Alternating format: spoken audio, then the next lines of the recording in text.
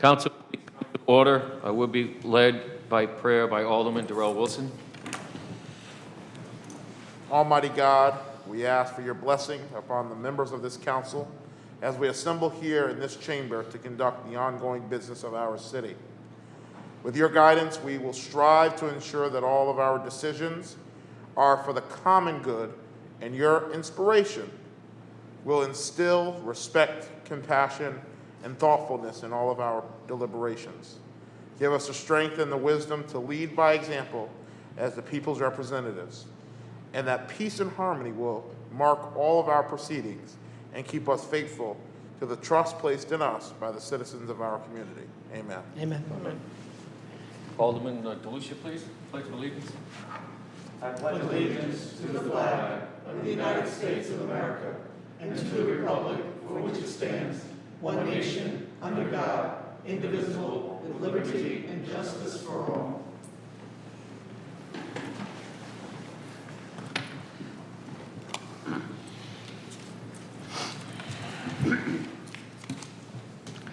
Good evening, everyone. Under the Governor's COVID guidelines of Executive Order 7B-1, we are convening this council meeting tonight on August 17th, and we will be following those guidelines. That means during the public comment period, the public will have the opportunity to call in the phone number that's listed on the screen, and hopefully on your computers and the television, and that number is 860-215-8140. Followed by the conference ID 403-8191, and then the pound key. This evening, we begin our meeting with open general comment for the general public.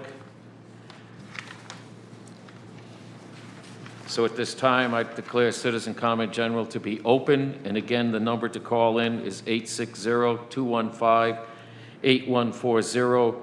And again, the conference ID is 403-8191, followed by the pound key.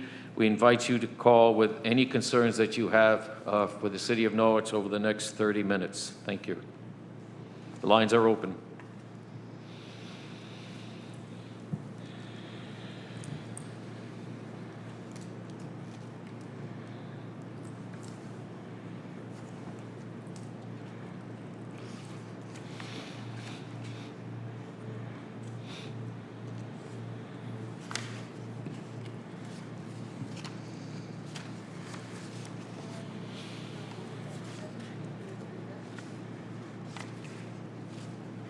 Marvin Cerruto, 100 Star Street, Norwich, Connecticut, United States of America.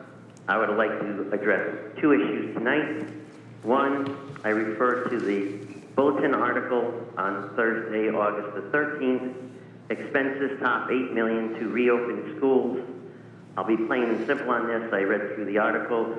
Appears as though we're at least going to have a $4 million increase in the school budget. I'm opposed to any increase in our school budget. I'm absolutely opposed to it. I will fight this. I'm going to learn how to be an accountant by the time the budget comes up again, so I can argue against it. The next issue is on this meeting. We need to come up with a way where we can meet together in person. I like to be face-to-face. I like to see the people, and I think we can do it. We usually get about 20 people into the conference chambers anyways. We can address the social distancing and the wearing of masks because it looks like it's going to be a while. We need to get together and have our meetings together. Thank you very much. Thank you.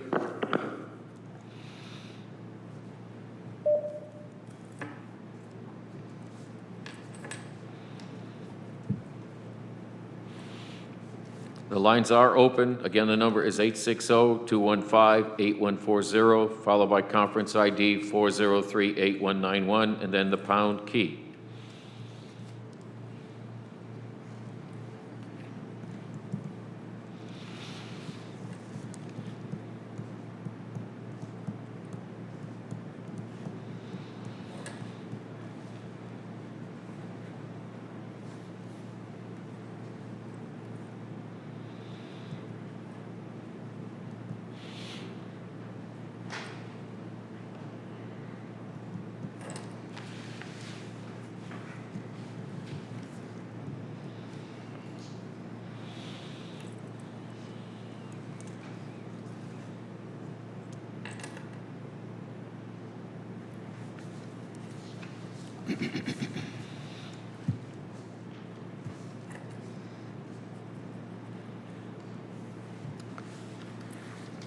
This is the first request, again, 860-215-8140, conference ID 403-8191, followed by the pound key. Good evening. This is Brian Kovalar, 16 Hobart Avenue. I did speak with a couple of council members individually on this matter, but for the entire council.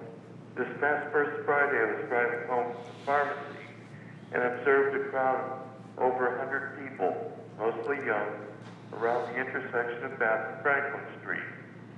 There was a nearly total disregard for following the rules of social distancing or wearing masks to protect the public and each other. Apparently, this was not isolated to the time I drove through, as evidenced by photos published in the local paper. This was a city-sponsored event, as announced by our city manager at the last meeting, and as such, special attention should have been paid to ensure public safety. What is most egregious was that the leadership of Global City Norwich did not step in to control the situation.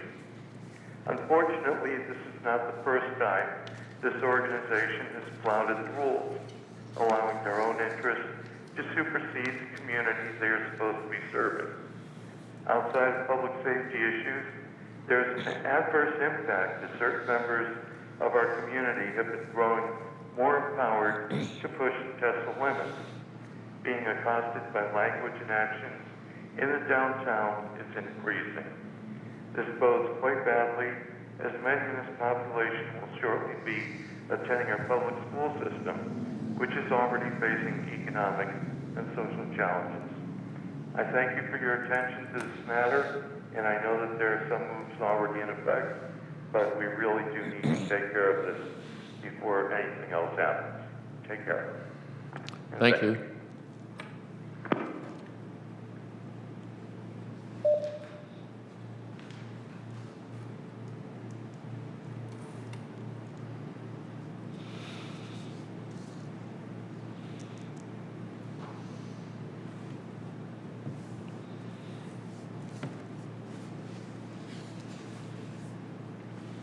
Again, we invite you to call in and share your concerns. The number is 860-215-8140, conference ID 403-8191, and then the pound key.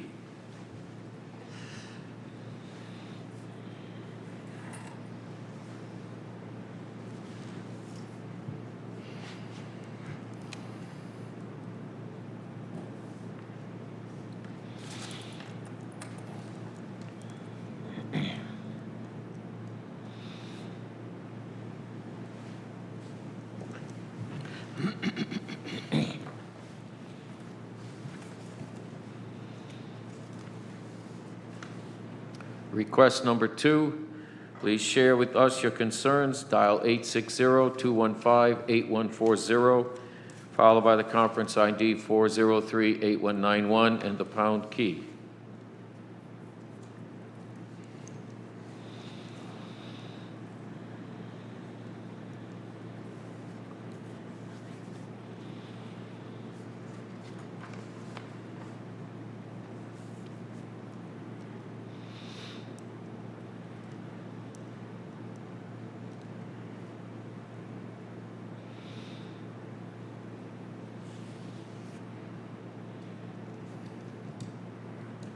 This is our third request. Please share your concerns with us by dialing 860-215-8140, followed by the conference ID 403-8191, and then the pound key.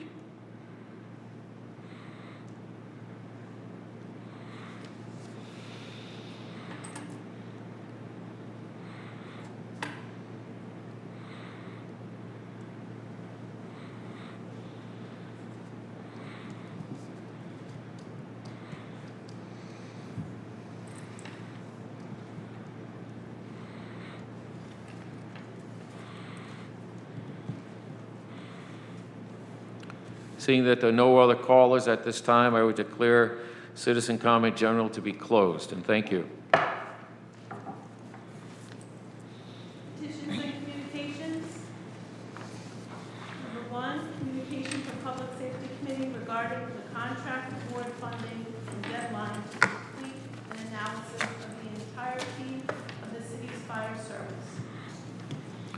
This time, entertain a motion, please, to receive this communications. Alderman Wilson, seconded by Alderwoman Miles. Is there discussion? Seeing none, please call the roll. Alderman Lucia? Yes. Alderman Miles? Yes. Yes. Alderman Wilson? Yes. Alderwoman Gould? Yes. Alderman Nash? Yes. Alderman Bettencourt? Yes. Mayor Nice. Yes. Motion passes 7-0. Petition and communication number 2, communication from Public Safety Committee regarding the resolution to authorize and direct the city manager to accept the U.S. Department of Justice COPS award. Entertain a motion, please. Alderwoman Gould, second by Alderwoman Miles. Is there discussion? I have a question. Yes, floor is yours. On this particular COPS grant, is there a retention requirement? Yes, there is. There is a retention of 1 year after the initial 3 years. Okay. Thank you. No other questions? This is the petition portion. Please call the roll. Alderman Lucia? Yes. Alderwoman Miles? Yes. Alderman Wilson? Yes. Alderwoman Gould? Yes. Alderman Nash? Yes. Alderman Bettencourt? Yes. Mayor Nice. Yes. The motion is passed 7-0. City Manager's report? Thank you. This is the city manager's report for August 17th, 2020. Meetings via conference call or video included Governor Lamont updates, state representative and legislators, Region 4 Division of Emergency Management and Homeland Security, city departments, storm, ISIS, planning, public safety, and interviews with the 4 finalists for the fire service analysis. Storm ISIS caused severe damage throughout our state, and the city is completing a damage assessment through the Division of Emergency Management and Homeland Security, who is undertaking the initial damage assessment survey in all 8 counties. Municipal, tribe, residential, and business damages are included in the survey to see if the thresholds for any of the federal programs are met, which are FEMA, public assistance, FEMA individual assistance, and small business administration, business and homeowners. During the peak of the storm, there were 6,500 NPU customers who lost power. As an aside, that's about 40% of the city's customers. Norwich Public Utilities provided updates as to the areas where the crews were working, and within 48 hours of the storm, there were less than 500 NPU customers without power. I'd like to thank to you the NPU crews, police, fire, public works who assisted with the storm issues. The July 2020 lockbox tax collections decreased by 44,000 or 0.006 from 7.14 million to 7.10 million in 2020, but increased the number significantly by 1,200 or 28% in 2020. More importantly, during limited city hall hours, People's Bank branch collections increased significantly in both dollar and in numbers by $825,000 or 46.5%, from 1.7 million in 2019 to 2.6 million in 2020, and by 603 transactions, or 39%, from 17 in 2019 to 2,120 in 2020. Norwich Human Services is processing over 400 applications for rent and utility assistance through the CARES Act. Demand has been so high that they have suspended taking applications until September 1st. Thank you to the Unitarian Universalist Church for their generous donation of $15,000 to Norwich Human Services to assist needy families. Congratulations to Cheryl Hansen and her staff at the Recreation Department for running a successful summer camp program for 80 youth.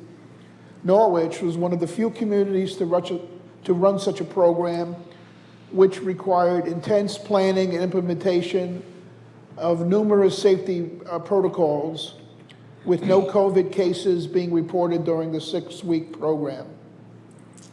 The city clerk's office processed over 2,700 absentee ballots in the last few weeks, in which 1,921 were actually votes.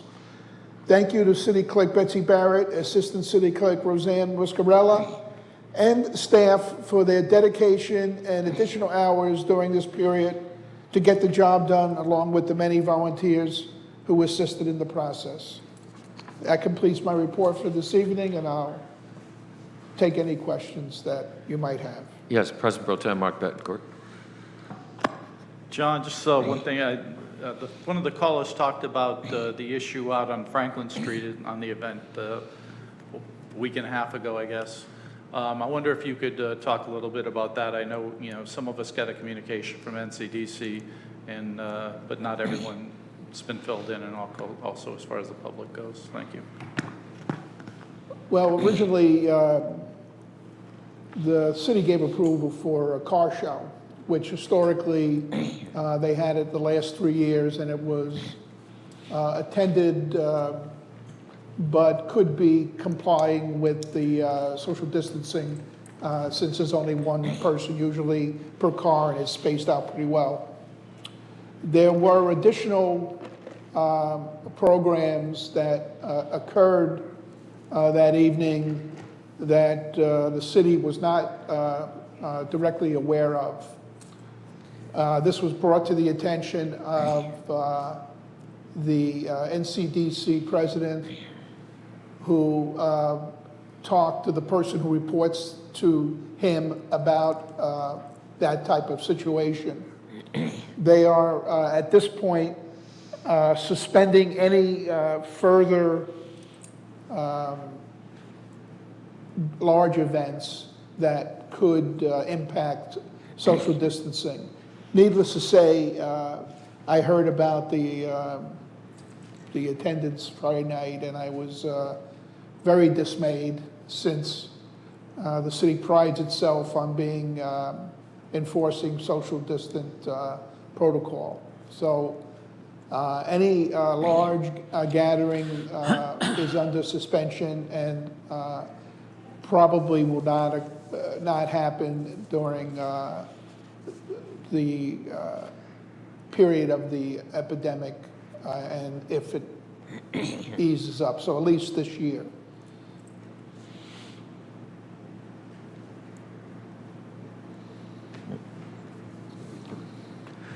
Any other questions of the city manager? Alderman Wilson.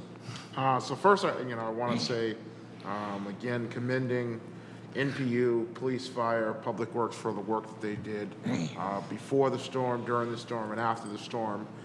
It takes a lot. I think, from residents, they don't understand sometimes the amount of planning and work that these employees put into making sure that our city is safe, protected, and well kept after and before the storms. And I commend them for the countless extra hours they worked to get people back online with power, cleanup, keeping roads and buildings safe. So I really want to give a kudos to our different departments and the work that they did to collaborate to make sure that Norwich was in a very good position after this storm compared to many other communities around us. The other thing is I definitely want to commend Cheryl and the rec department for a summer camp. You know, I think most people don't understand, many cities around us and towns did not have it this year. I was fortunate to be in another town and helping, and I know the stress that her and her staff were under to make sure that it was safe, but fun for the kids who attended and keeping her staff safe. So that's a huge kudos to Cheryl and her staff of keeping every kid safe, every parent and family safe, as well as her staff over a 6-month period. You know, I think it's important to highlight the hard work that she did along with her staff to keep it safe for 6 weeks. The other part is I will say Betsy and her staff, I commend you for the work you've done during the primary season. It was definitely an eye-opening experience. I volunteered some time helping out, and I will say you learn a lot. You see the tremendous stress and work that office does. And I will say, you know, I'm proud of the work that our city clerk's office does to make sure things are accurate, correct, and legit like any other department. So I definitely want to give them their kudos.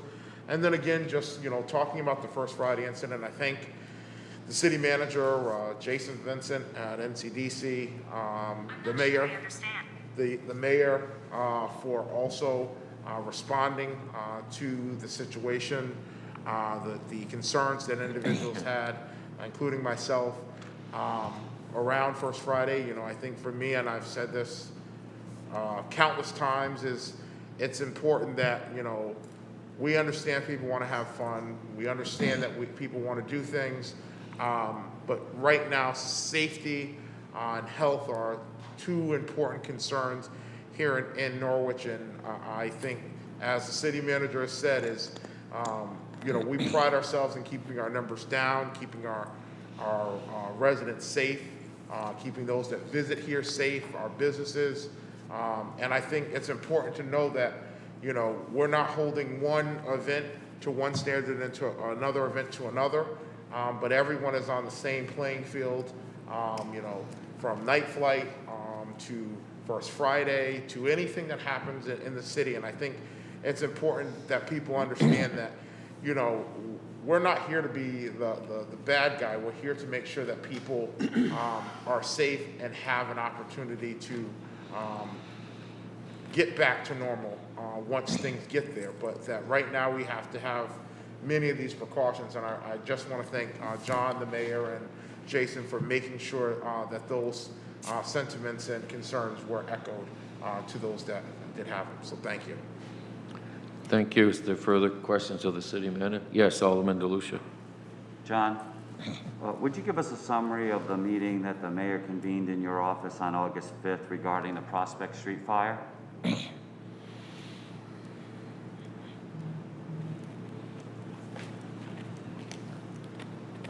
Gotta remember, Yeah. And I can't give you the details of it today. Right, and I can narrow it down. I'm really interested in what was the issue, who was present, and what was the outcome? I can't remember who was present at that meeting, frankly. I'm drawing a blank. I really am. I can get you, I don't have my notes on it, so I can't give you that. There were issues with there were issues with some chiefs questioning whether the city department utilized the volunteer department to the greatest extent necessary. And at that meeting,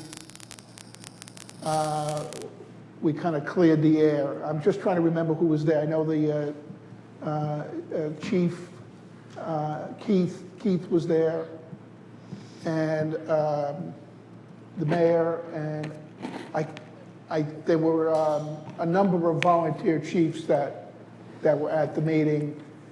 I can't remember all of them. There was Taftville was there.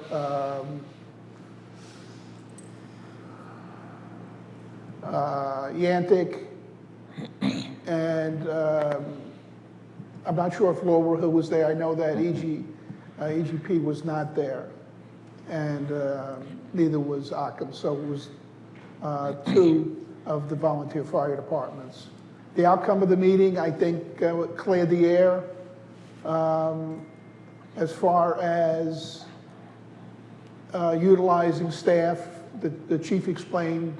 The chief, Keith, explained what happened, and I think that the explanation was agreeable to all concerned after a dialogue on it.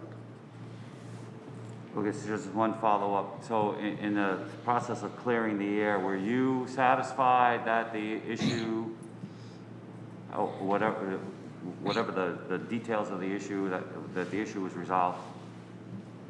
Yes, I was satisfied with the city's chief explanation of the issue. Yes, I was. Thank you. Other questions of the city manager? Thank you, John. Sorry that I couldn't remember it immediately.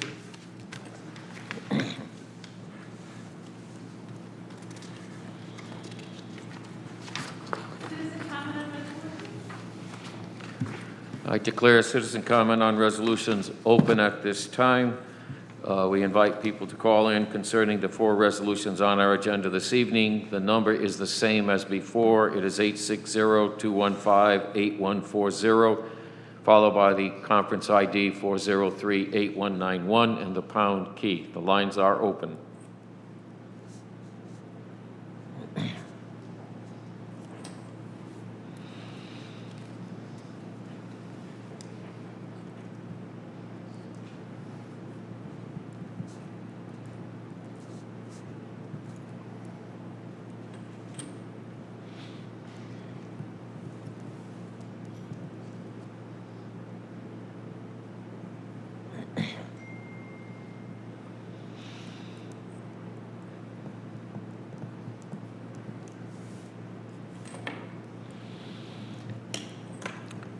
This is our first request. If you wish to call and speak to issues on tonight's agenda, please dial the number 860-215-8140, followed by the conference ID 403-8191 and the pound key.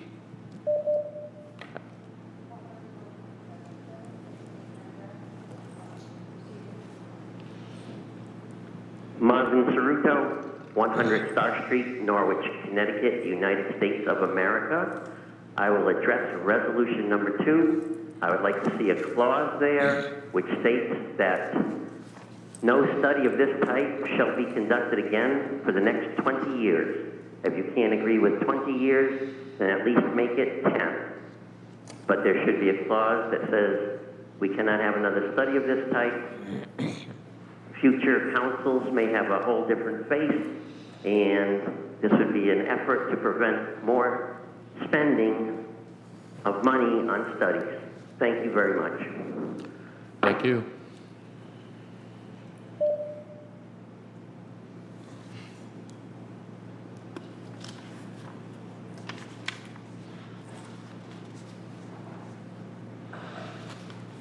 Again, we invite you to call in to speak on the resolutions.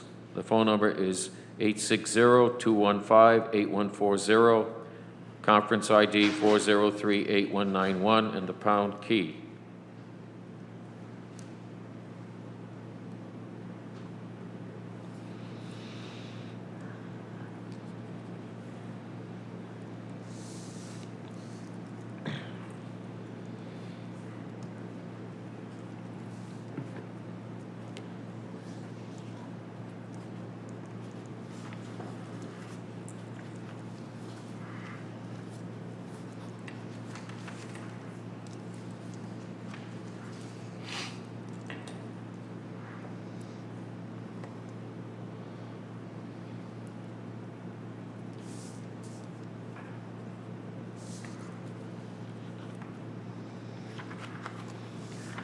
Again, the lines are open to speak to the items on the agenda.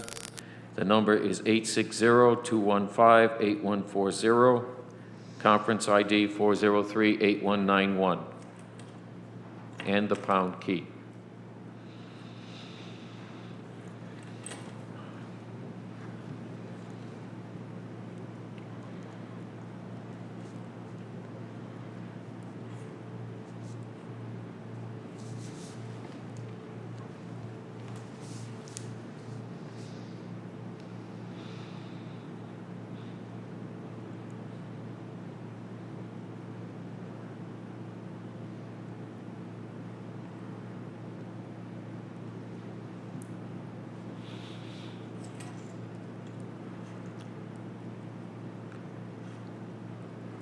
Again, please call in at 860-215-8140, conference ID 403-8191, and then the pound key.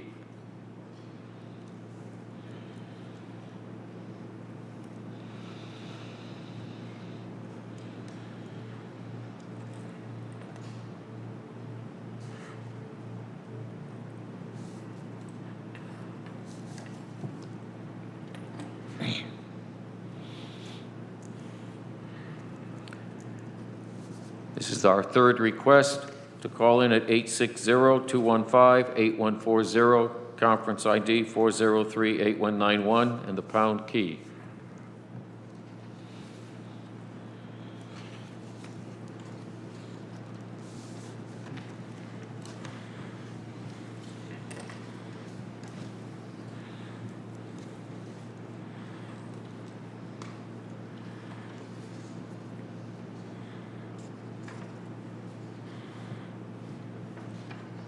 Seeing that there are no other callers at this time, I would declare citizen comment on resolutions closed. And thank you.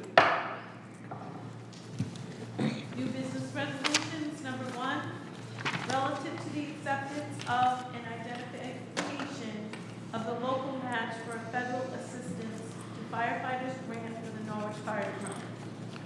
Would you take the motion, please, to bring this forward? Alderwoman Miles, the second. Alderman Nash. Is there discussion? Alderman DeLucia. I would just ask the city manager just to give us a quick summary of really what was discussed when this resolution came to our agenda, just for the public's knowledge on what this does for the city and where the training money is coming from. There's two components of the grant. First is replacement of vehicle extrication equipment, including inflatable airbags, which can lift up a vehicle with the power of air, can actually make a vehicle safe for access, and other items affiliated with the extrication process. The other part of the grant is for a training of the Norwich Fire Department, and this would be under the certification of the Connecticut Fire Academy. The match works out well because we had in the capital budget the airbag extrication equipment, and we'll be taking $9,000 out of that capital budget because we're getting the equipment. So obviously we don't need to pay for it in the capital. And we're taking the remainder, $10,397, from the training budget of the fire departments, since we'll be getting a lot of additional training with the grant, so we could afford to take some of the training money out of their budget now. So that's how we get the numbers. Perfect, thank you. Thank you, Mr. Mayor. Welcome. Further discussion? Roll call, please. Okay, Alderman DeLucia, Yes? Alderwoman Miles, Yes. Alderman Wilson, Yes. Alderwoman Rule, Yes. Alderman Nash, Yes. Alderman Bettencourt, Yes. Mayor Ventura. Yes. Motion passes 7-0. Number 2, relative to the 2020 analysis of the fire civil services. Motion, please, to bring this forward. Alderman Wilson, second, Alderman Miles. Is there discussion? Or Alderman Gould? So I will reiterate my feelings that I have expressed earlier when this came about, that I don't think we should be spending any tax dollars on a study of our fire service in the middle of a pandemic. Many of our residents are still out of work. Many of our residents continue to struggle to pay their rent, their utility bills, to buy food. Many of our residents will be losing their job at the end of September when Mohegan Sun lays them off. We have no idea what, if any, additional expenses we will have to incur due to COVID-19. And $82,000 is a lot of money to spend on a study, and there's 6 specific areas that are covered in this resolution. And I think they may be too broad, that we will receive a comprehensive analysis for this $82,000 price tag. So I'm concerned that we're not going to get as comprehensive a study as we might have. I think 4 months time frame from a company that's coming out of Illinois. It's coming out of Illinois. I don't know, how often they're going to be able to get here and whether this is going to be all Zoom meetings, but I just don't think that we should be spending any kind of money that we don't have to spend right now during these times. And I just don't, I think it's going to come back and it's not going to be as comprehensive as we thought it was going to be, and then we're going to say, well, it's not comprehensive, so maybe we'll have to redo a study. And those are my concerns, and therefore I will be voting once again against this. Thank you. Thank you. Further discussion? Please, President Pro Tem. My reasons for supporting this are obviously, it's been 30 years since the last significant study's been done. So I would have certainly wanted our own staff to be able to come to some conclusions and make recommendations to us and to the city manager as we go on in the future.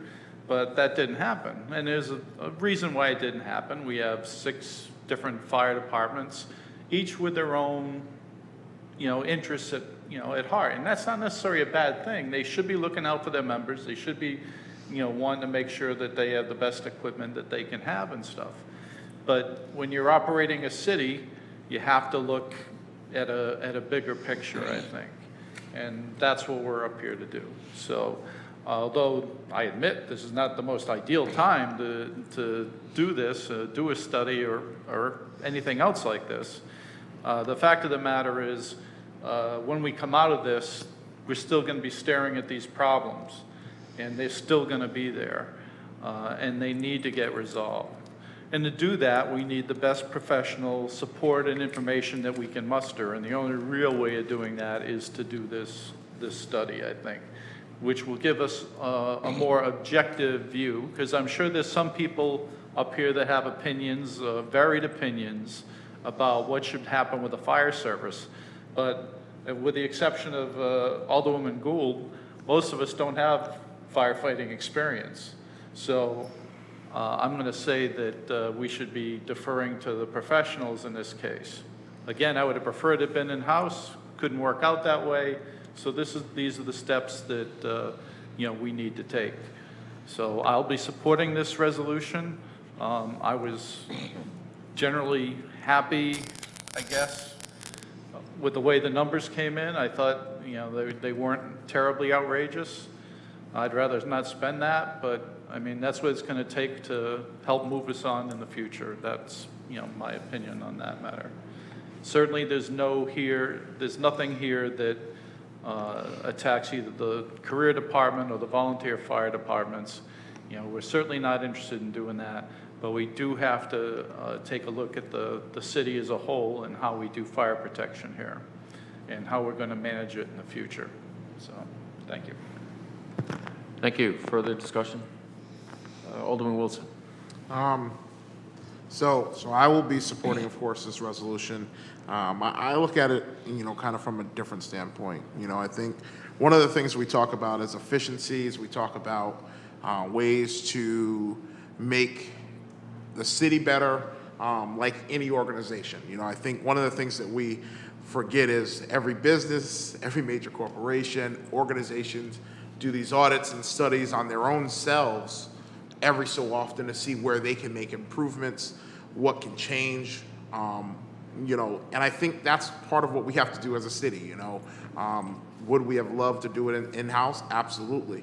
But sometimes, just like with businesses and organizations, it takes an independent eye to come in and give us some information. And I think, everyone keeps throwing, we're in a pandemic, and I will continue to say it as I said it back in March, April, May, and up until now, is we still have a job to do here in the city. We had to make a budget, yes.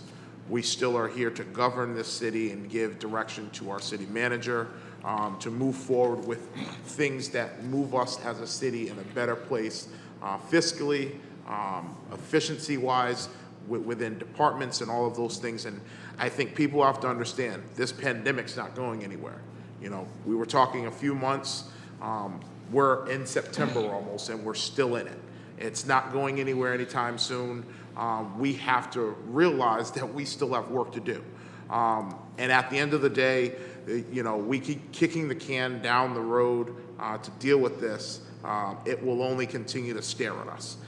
We have to start to fix some of the issues in the city, and I think people have to understand fire service isn't the only thing that we will continue to look at efficiencies. I think every area is going to be looked at over the course of an outcome. Not everything is going to need a study because certain things are going to be easier. But I think people have to understand, and we have to understand, that these things aren't cheap. These things aren't something that's going to last 1 year and then we're going to go back out for another study. We're sticking with what we have. We'll utilize it. It's going to take some time before we implement or are able to implement many of the recommendations all at once. I think people have to understand this is a comprehensive process that takes steps. The first step was us going out and looking and seeing what the numbers are, who was able to do it. I think we had a comprehensive group of individuals that looked at the plans that came back to us with this number. Yes, would we like to have had some of the cheaper bids, but as I heard some of the individuals say during the public safety meeting that I listened into last week, when we look at the scope of what we're looking at, this isn't here to hurt or anyone. It's for us to be more efficient in many of these areas that cover us as a city. I think some of them even explain, could they do more? Absolutely. But these 6 things, I think, speak to us as a city. When you look at businesses, when they do audits, when they do studies on their own selves, independent reviews, they focus on areas that specifically they are interested in to make those areas better. And I think these 6 areas cover a broad level of areas here in the city that can be effective in possible changes or things that stay the same. But I think we have to look at this as we can't keep holding things off and not doing things as a council because we're in the middle of a pandemic. I think we have to understand that we were elected to act and do our job and govern accordingly. If that was the case, we wouldn't be having meetings. I think we have a duty to act and govern as a council. Each of us have our own voices, our individual vote to vote yes or no. But I think for us to sit here and continue to understand that yes, we're in a pandemic. Yes, there are individuals that are struggling. Yes, there are individuals that are going to lose their jobs or have lost their jobs. We understand all of those things. We all sympathize with those things. But as the city manager, explained, we have areas where these things can be covered. I think they asked the question, how are we looking in the contingency fund? And he answered those questions during the meeting. So I think we're in a good place to go forward with this. Will this study stick for a while? Absolutely. And it's going to be on those that are on the council, now and in the future to hold the council to those standards of implementing what's in this study. So I think we have a due diligence once the study is done to comprehensively look at it ourselves and do what's best for the city. But we need to get started on doing things because we can't keep holding off on things when we know we have work to do. Thank you. Thank you. Is there further discussion? Alderman DeLucia. John, would you just tell us and the public where you intend to allocate the money for this study from in your budget? The money will be allocated from the city's contingency fund to cover the amount of the appropriation. So this study's not asking you to come up with new spending. This is money that you essentially set aside when you built your budget, knowing that this was somewhat on the horizon, and now here it is in front of us, and the money is there to pay for it. Yes, in contingency. Thank you. I just have a few comments. From a 20,000-foot altitude, the hybrid fire service model that we use works for Norwich. And there's no question that all the fire personnel are dedicated servants of the city. But at the same time, it's an open secret that pervasive issues surrounding the fire service in Norwich have existed for decades. I believe that these issues are having a negative impact on service delivery, but no single person's opinion should be driving or coming to any hard conclusions. I will say that, events that have occurred over the past 5 years have raised concerns in my mind, not the least of which is the fire apparatus report that during the last council, the Public Safety Committee asked for, and really amounted to nothing more than a wish list of new fire trucks. And it really wasn't until the Public Safety Committee dug their heels in and asked the city manager to reduce the fleet by 5 pieces that we thought that it made some sense. But it was really at that point that the chiefs stopped working on it for a number of reasons. So, quite frankly, I'm at the point where I'm asking the question, what will it take, to change the behavior here? What will be the catalyst for change? Will it take a staggering lawsuit or a catastrophic loss? Will we have to put firefighters in the grave before we take a hard look at ourselves? And I say no. Right now is the time for us to have an independent third-party analysis of what we do and how we allocate our resources to protect the citizens. Thank you. Thank you. Is there further comment? Alderman Nash. I just a few comments as well. If you look at the 6 items that we've asked this committee, this company to look at, I just want to say that I am tremendously, and for whatever it's worth, I'm disappointed because I've been sitting up here for 12 years. This is my 12th year. And Alderman Betancourt knows that these were the same things staring us in the face back when I first got elected and sat on the Public Safety Committee, and we tried to address them then, and it was balked. And, none of this has to do with the quality of our firefighters or the leadership of our firefighters, but all 6 of these things could have been done and addressed by in-house, by the chiefs that we had on our departments.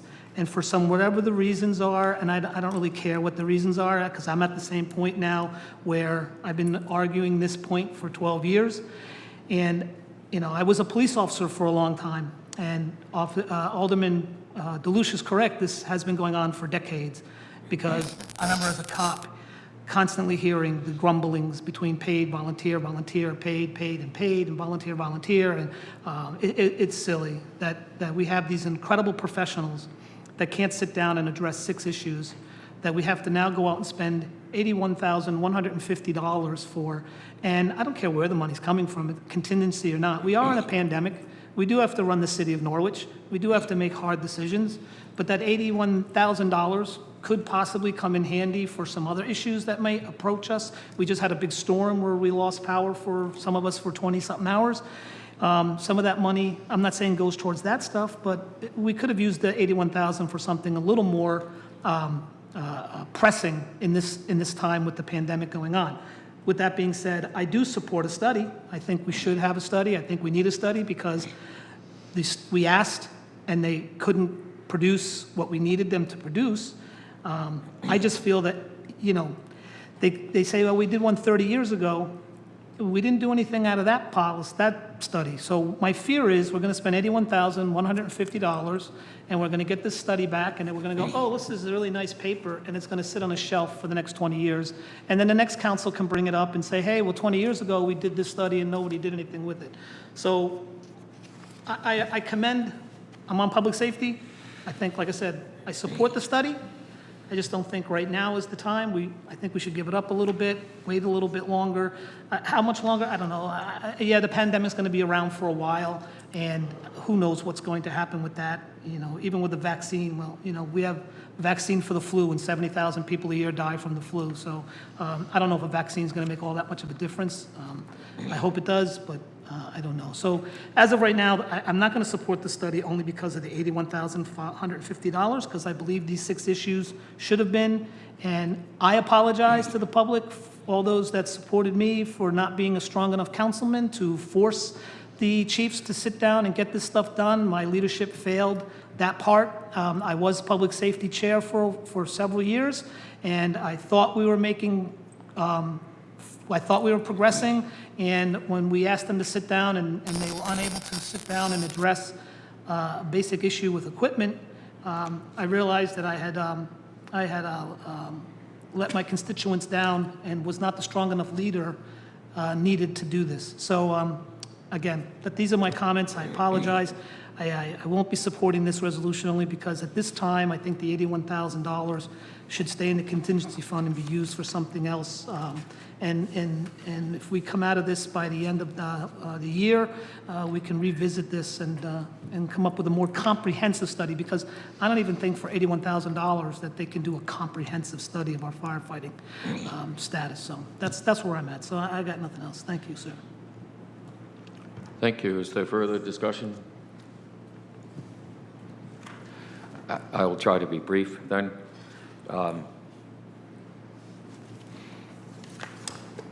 I'd like to know where the 6 topics came from, why they are the be-all and end-all. It's hard to imagine that they cover every actual area of firefighting service. But for the moment, that's what we'll be dealing with. I don't believe that would limit the company being hired here to provide other information to us. At least I hope it's not intended to limit them. I look at number 6, which is staffing, and I always have said and believe that that is one of the areas where we could actually save money without studying anything. All you have to do is look at a comparison of the surrounding towns. There isn't a town anywhere other than New London, who, by the way, doesn't have volunteer fire departments in their community. We have 5, and personally, I think the volunteers are being taken for granted, not being utilized as efficiently as they could be, particularly being called in sooner rather than later. I look at the fire apparatus. There are 57 pieces across the city of Norwich, various sizes all the way up to the towers, and 23 of them are stationed at Central in Greenville. But they only service a little over 3 square miles of the rest of the city, which is a 29 square mile town. So again, I think there's some areas we can find some savings clearly going forward, since it appears it will. I myself have been doing an analysis of 18 communities, and I'm going to share that information with the company that's being hired. I don't see why we can't help them and assist them in finding information to analyze. My last comment will be about a fire department in Groton, Paquonic Bridge. They cover over 11 square miles. They have 5 people on a manning staff. We have 13, and they cover just over 3 square miles. I think there's lots of room for learning where we can save money, and we'll make sure that that does happen as this appears it's going to pass. I, however, will not be voting for it because we are in a pandemic. Hundreds of employees about to be laid off from Mohegan Sun. NPU is losing $1.2 million a month. They've had to spend over $7 million out of their reserves since the pandemic as well. Long term, if that continues, that will affect their ability to set lower rates. Just please keep that in mind. Those are some of the issues I'm more concerned about than doing a study at this time. Thank you. Please call the roll. Alderman Delucia? Yes. Alderwoman Miles? Yes. Alderman Wilson? Yes. Alderman Gould? No. Alderman Nash? No. Alderman Bettencourt? Yes. Mayor Angel? No. The motion passes 4-3. Number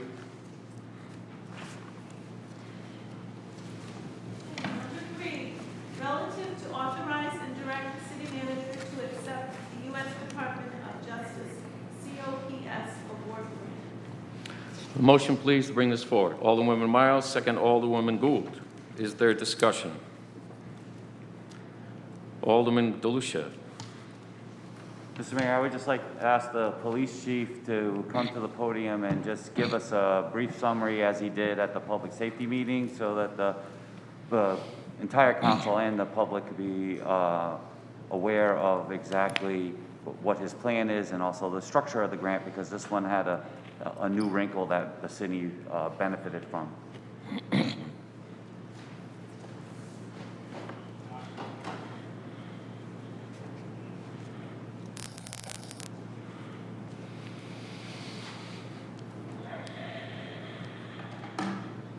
Excuse me.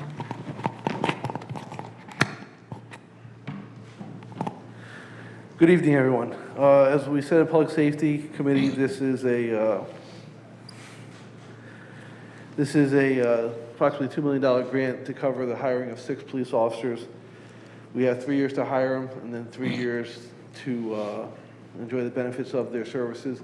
And there's a 1-year retention period at the end of that. The grant, we envision it being used right now. There's 4 police officers currently assigned to the community policing unit. This would bring it back to 10, which staffing levels we had in the past. We would deploy these officers, 4 on the day shift, 1 would be assigned to patrol. 3 would be assigned to the schools in a DARE-like model. It's not really the true DARE. It's going to be more of a community risk. What do you want to teach your kids? Cyberbullying, traffic safety, water safety, conflict resolution, citizenship, and just have an opportunity to have positive interactions. It's not going to be an SRO model because the officers will be going from school to school. Looking at probably a 1st grade, 3rd grade, 5th grade, 7th grade model. We'll be doing some, we're going to design the curriculum in-house. So we're starting a work group over this upcoming school year with input from the Board of Ed on what we can do to do it. In the summer, the officers will transition to the playground program as they did many years ago, for those who remembered.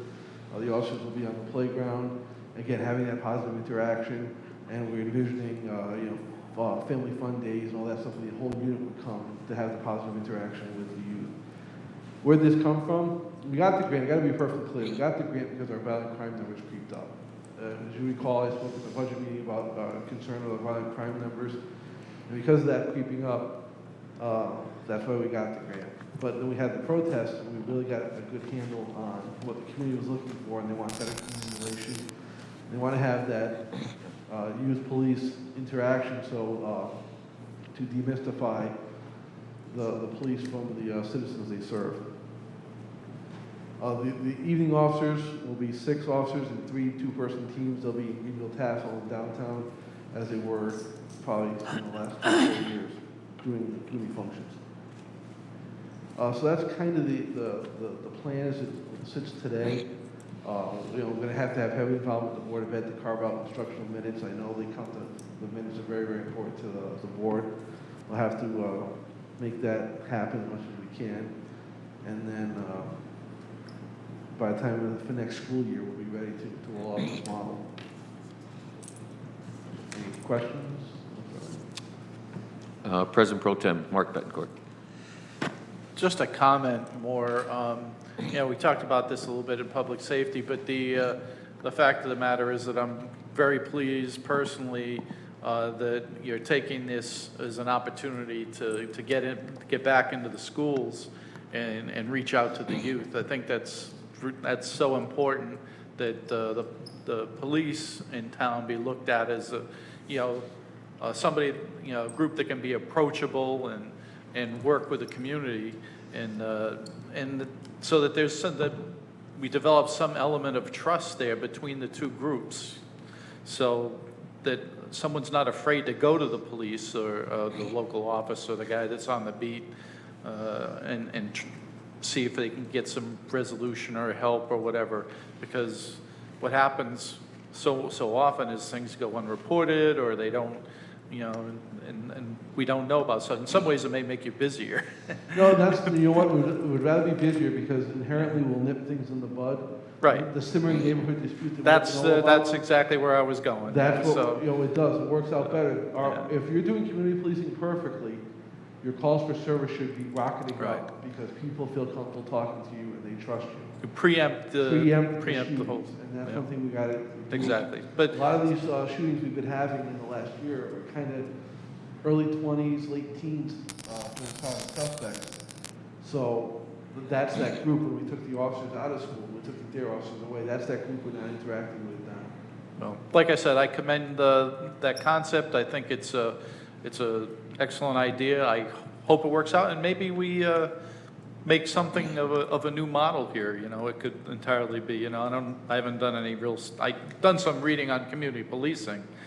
We don't exactly do it the way some of the models read, but but I think with the ideas, some of the ideas you have are good ones, and I certainly hope they work out. Thank you. Thank you.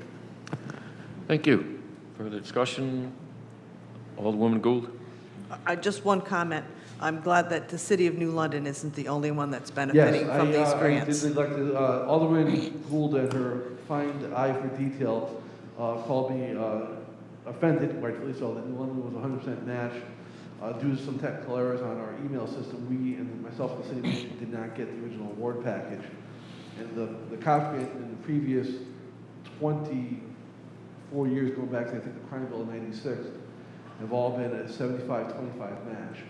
This year, it's a 100% match, a no-cost match, I guess is what it would be a better term. So I was very pleased when I actually was able to log into the system and review our award documents that RS2 is a 100% grant, as all were this year.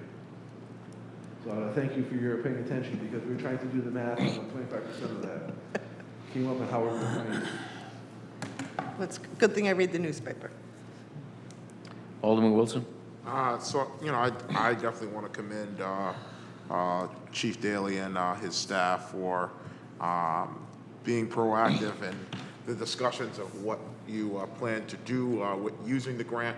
I think you and your staff have definitely taken heed to many of the conversations post many of the protests that have been going on, and really having a dialogue with the community on some of the wants and needs here in the community. And I think it's important to commend you guys for that, because that's what we need as part of this community policing piece as well, to keep that trust and the dialogue open. I think it will be an excellent thing that you're going to work with the Board of Education to provide some of those things as well. And I think it's just important. We were just talking about this today on our Public Works meeting. I think the more individuals see our police officers and whatnot in the communities, the better the level of trust, the better the officers understand and get a sense of what the community and neighborhood is like. I think that's going to be tremendously helpful and important with curbing some of the issues that we've seen recently, but also building a higher level of trust and whatnot here in the city of Norwich. So I thank your staff and you for the work you guys have been doing. You're welcome. Thanks. Alderman Nash. I just want to also commend you too, Chief. I can say during the years that I was on the department and I spent in the DARE program, one of the first things I noticed when I first started going to class was the misinformation so many young children had, young kids. I was fortunate and did the K to 8, and then I was allowed into the high school for like a hybrid DARE program. It wasn't actually Mr. Cirillo's class, his health class. So we went in and talked about a variety of topics that had really nothing to do with DARE at the time. But the misinformation and some of it, when you get into the older groups, the older kids, the 8th grade, the 9th grade, the 11th graders, and there, even back when I was there was a little bit of standoffish and a little bit of mistrust going on, and then I was able to enjoy the benefits of being there and bridging that gap of misunderstanding and coming up with the information that the kids needed. So I think this is going to only, especially today with what's going on out there today, I think this is desperately needed, and I look forward to you getting it. If there's anything I can do as a civilian, as a council person, whatever I can do to The work help group this. we envision is going to reach back to the historical DARE officers, current and retired, and then people, community stakeholders. We've had long meetings with the NAACP, trying to get their input on it, and identifying some grant sources, so maybe we can do some joint projects with the youth groups out of here. So hopefully this is the start of something very, Yeah, very so- beneficial for Norwich. It'll be- Thank you so much for trying so hard, Chief. Appreciate it. Alderman DeLucia. So, and as you have said so many times and very articulately, is that, the programs like this are wonderful things if you can get the feet, the boots on the street. And the recruitment part at this point in history is a difficult thing. So, I would say to the community, if you have ever thought, even had an inkling that you might want to get into police work, consider it now. Now is really, I won't lie and say it's not a tough career. It is an extremely tough career, but it is a rewarding career. And certainly now is as they say, strike while the iron is hot. Now is the time to get on board. If you've ever even thought about that. So my question to you, Chief, is if members of our community, particularly members of our more diverse groups in our community, if they even have the slightest bit of interest, who would be the contact person at the PD that they should talk to? They can get a hold of Sergeant Tom Lazaro or Investigator Stephanie Reichert. They do our training and selections, and they'll be more than glad to come. We've gone to people's houses. That's how interested we are in getting, officers in the community. We'll go to people and have conversations. Come on and do a ride, see if this job is for you, find out what it's all about. We aggressively seek people. We've been doing interns for years, trying to get that. We're starting to see a rash of interns come through the testing process because they like what they saw. So yes, and what we're trying to do, believe it or not, it might take some time, but when we're doing this program, 1st grade, 3rd grade, 5th grade, 8th, 7th grade, is we're hoping to recruit future officers from Norwich. One of the key principles of community policing is having officers that represent the community they serve, and if possible, and I know there's a huge debate on it, live in the community they serve. So if we want to get people to represent the University of Norwich, what better place than to get the kids from right out of the school? So that's, we're trying to make it a job that maybe some kids, as they grow up and go through the school system in Norwich, would actually be interested in taking. That's long term. In the short term, we're not beating down doors. If we find somebody we're aggressively going, we're constantly full steam ahead on the testing process, trying to fill places. We have some retirement challenges this year coming up. We have some officers leaving. We're aggressively going to move as fast as we can. We're kind of held hostage by the academy seats. We only get so many seats every 3 or 4 months. So we're doing what we can to get that, but we don't want to, recruiting for this process will be a challenge. I'm not going to lie, but we're not going to give up. Thank you. Thank you. Other questions or statements? Couple questions, Chief. What is the recruiting time now? How difficult has it been to recruit? COVID significantly had an effect on recruiting because law enforcement is essential work. For the first time in police officers' experiences that I can think of, by putting on a uniform, you not only risk your life, but you risk your family's life. We had officers who have older relatives that are doing elder care, and they had to move out of their houses, or they had children or spouses with special concerns of comorbidities that caused them to withdraw from that. So that was a little bit of a wear on officers. That started people thinking really, taking our numbers down. Then we had the horror in Minneapolis. I can't call it anything else. It shocked us to watch it. I mean, if you weren't shocked by that, there's an issue. Then the protests, and then the officers now, they're just starting to question since the public opinion is starting to turn. Public opinion last week came out. The police officers had an all-time low for confidence in the public. And they're human, they want to see it, and they're wondering why they're doing what they're doing. So someone's trying to look to other careers. We had the Law Enforcement Council, before this started in COVID time, they had a test with 30 people paid their money to take the test. I think it was like $50. It's not an insignificant sum. And then after the protest, by the time they had the test, the protest was about 2 weeks in the rearview mirror, and 8 showed up. So everybody else just threw their money away because they didn't want to get involved in law enforcement right now. So those are kind of some of the challenges we're faced with, but it is a good job. If you're in it for the right reason, it's a very rewarding job. And we all talk about economic troubles and potential time. This is a job that we'll be hiring and continue to be hiring. That needs to be done. So it's a good career choice, for the right person. The most recent passage of the new law, has that helped or hurt? It hurt because there's a lot of uncertainty about what the long-term ramifications are. I've been telling everyone who asks, it's going to be 10 years before we really know what policing is going to look like. It was, I believe, 45 sections. Most of them help policing. Most of them, police departments in Connecticut have already done. There's some that's created some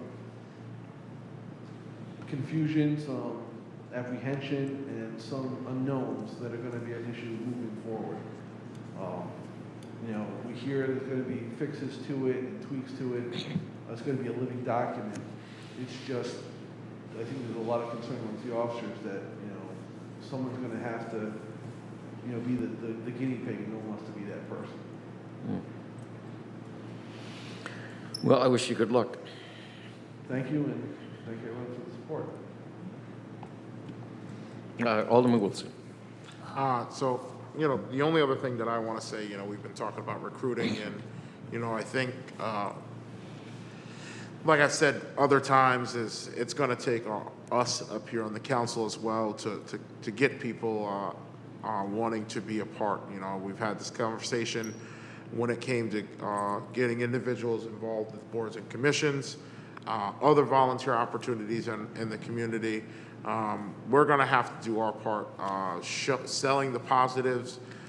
We understand that there are going to be negatives that people may have, and being honest about them. I think the recent passage of the police bill is only the start of what we're going to possibly see. But I think, as I've said to the police chief, we have to understand that, in the current times we're in, we have to do what we can. And yes, are there uncertainties as well as far as what happens? Absolutely. There are many things that are still unknown as far as when it hasn't officially certain parts taken effect. So there are going to be dialogues as to what things look like. But I think, and I encourage my fellow colleagues, the part we have to do, even with this COPS grant, is to assist our police department and any other department in the city with recruiting great pool of candidates. If we know individuals that fit this career path and other career paths, we've got to do our part because our networks can help benefit this city, diversify the city, and put us on a path to continuing to be the community-oriented city we are. So, you know, I would say I also encourage us to help our police department with their recruiting efforts. So thank you. Thank you, Chief. Roll call, please. Okay, Alderman Delusha? Yes? Alderwoman Miles? Yes. Alderman Wilson? Yes. Alderwoman Gould? Yes. Alderman Nash? Yes. Alderman Bettencourt? Yes. Mayor Nystrom? Yes. Motion passes 7-0. Okay, resolution 4, relative to the sale of 8 Garfield Ave. Motion, please, to bring it forward. Alderwoman Miles, second Alderwoman Gould. Is there discussion? Alderwoman Gould. I'd like to amend the motion so that we postpone action on this resolution to the September 21st, 2020 meeting. Thank you. Is there a second? Alderman Nash. Is there discussion on the amendment? Yes, Alderwoman Gould. I just want to clarify that all of the paperwork from the real estate agent has not been codified. And until we get all the paperwork in correctly, we have to make a recommendation to postpone. Thank you. Is there further discussion? Yes, President Pro Tem. Not to be a stickler, but when you refer to it as amendment, it's not really an amendment. Well, she's adding the language, I think, to the resolution. Is that what we're doing? Time certain, Yes, we the adding- time, or date certain, excuse me. date certain. Yeah. Well, no, no, motion to postpone isn't that, though. I Yeah. mean, if that's what you want to do. You can just say that. You want to add the language to the resolution? Oh, only if it's necessary. Otherwise, I just want to postpone this to Yeah, a that's future meeting, it. The meeting you said, yeah, that's 21st. fine. to the to the What you said September was fine. 21st, 2020 meeting. Yeah. It's up to the members. What would you wish? Just take it No, as it's a just motion. an Clean it. amendment, a rewriting of the resolution Yeah. isn't necessary. That's all. Okay, No, okay. We'll treat it that way, just as a motion itself to a time certain or date certain. Is there discussion? Roll call, please. Hold on, Corporate Counsel. Well, she had a second initially. Nash. second. Yeah. Thank you. Alderman Delusha? Yes? Alderwoman Miles? Yes. Alderman Wilson? Yes. Alderwoman Gould? yes. Alderman Nash? Yes. Alderman Bettencourt? Yes. Mayor Nystrom? Yes. Motion passes to postpone till September 21st, 7-0. Motion to adjourn? Second. Roll call, please. Alderman Nash, Alderman Delusha? Yes. Alderman Miles? Yes. Alderwoman Miles, I'm sorry. Yes. Alderman Wilson? Yes. Alderwoman Gould? Yes. Alderman Nash? Yes. Alderman Bettencourt? Yes. Mayor Nystrom? Yes.